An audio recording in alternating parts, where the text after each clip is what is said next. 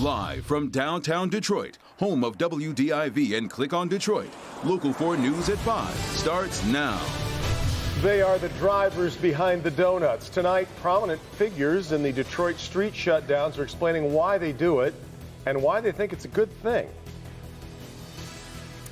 That's coming up, but we begin with a Wayne County judge on the other side of the bench appearing in court a short time ago, charged with domestic assault.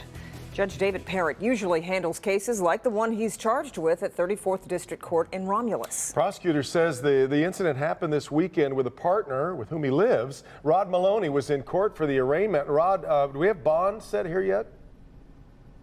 Yeah, there is a bond. It's a couple of $1,000s, and I'll get to that in just a second. But we're at 35th District Court in Plymouth, Canton. And the judge runs the court down the street in Romulus, and it's because when his staff found out that they were going to be arraigning him in his own courtroom, they disqualified themselves, and it all moved here. But we found out something interesting inside this case, and that is this is not the judge's first brush with the law recently. This is the judge's empty and dark courtroom at 34th District Court in Romulus.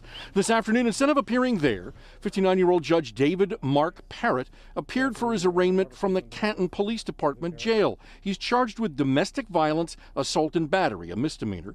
Van Buren Township Police arrested Parrott at his home there after a call came in Saturday night from Parrott's 55-year-old female domestic partner. When police arrived, she reportedly told Parrott assaulted her, giving her a bump on her head, a cut in her right hand, and pain to her tailbone.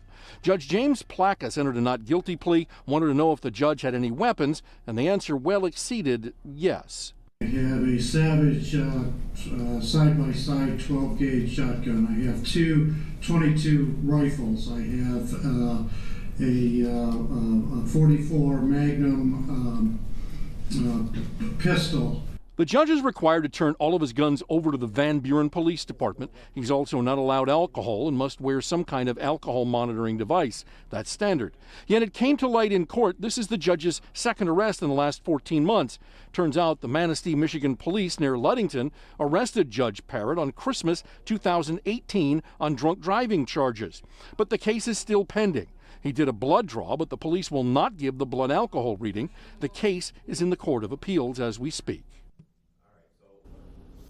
All right, so that bond is a $2,500 unsecured bond, so it's likely he's already out of the jail at this point. We looked it up, couldn't find him in there. He could face the possibility of 93 days in jail and a $500 fine on this misdemeanor case. Back to you. So what else do we know about the Manistee DWI case?